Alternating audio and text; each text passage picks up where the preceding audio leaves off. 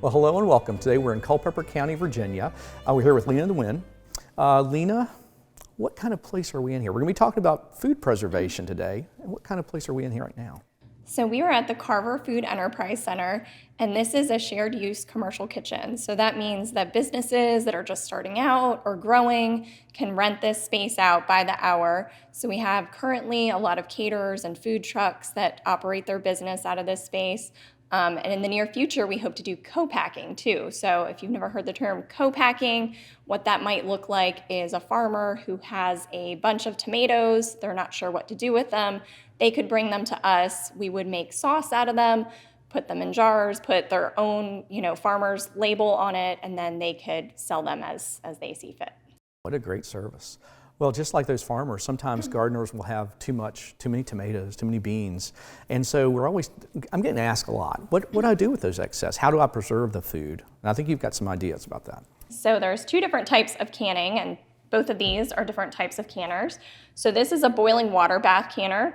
This you would use with foods that have an acidity of 4.6 pH or lower. And then this would be for your low acid foods. So any vegetable generally or meats that have a pH higher than 4.6. So this is a great beginner canning method. This is kind of the more advanced canning method and a little bit more risky. Okay. And then also right here we have a home dehydrator. These are pretty inexpensive, about $40, and it's a pretty easy way to preserve foods, and it also makes them shelf stable, which is great if you're trying to put away a lot of vegetables and fruits for the year. So what would you do, what's an example of something you might do in here that? Yeah, you can dehydrate pretty much anything. A lot of people like to dehydrate fruits as snacks. Some people make fruit leathers. One of my favorite things to do when I have a lot of tomatoes is actually make tomato leathers. And they're kind of like a vegetable wrap that you can use in lieu of bread or your tortilla as you're making a sandwich wrap.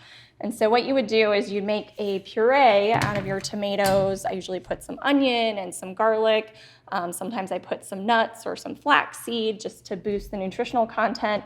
And then you pour it on this little tray, and then you put it in your dehydrator. You turn it on for whatever time and temperature the recipe calls for, and just let it do its thing. And then once it's done, it just peels right off, and you can cut it up into a wrap shape and make sandwiches with it. Oh, that is awesome. A different way, because a lot of people probably have seen or maybe tried canning. This is kind of interesting, kind of different. So how would somebody find recipes and things to do to make this safe? The sources that you want to go to find a safe, validated recipe is any cooperative extension site. All of those recipes are going to be validated. And by that, I mean it's something that was developed in a lab.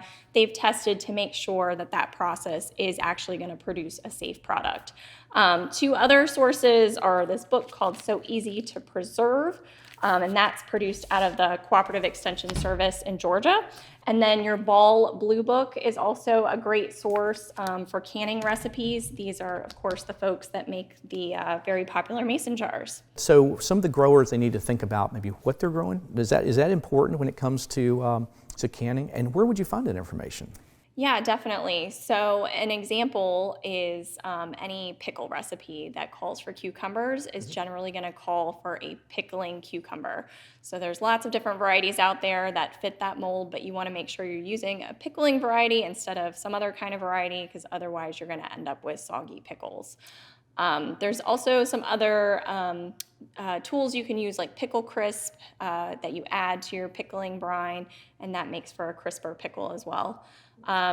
For your tomato sauces, you want to make sure you're using aroma tomato or a paste tomato, because those are going to have a lot less water in them, a lot more pulp, and you're just going to have to use a lot fewer tomatoes to make your sauce. Well, very good. Lena, thank you so much for talking to us today about food preservation. Some really neat ideas here, and I think home gardeners can really utilize some of this.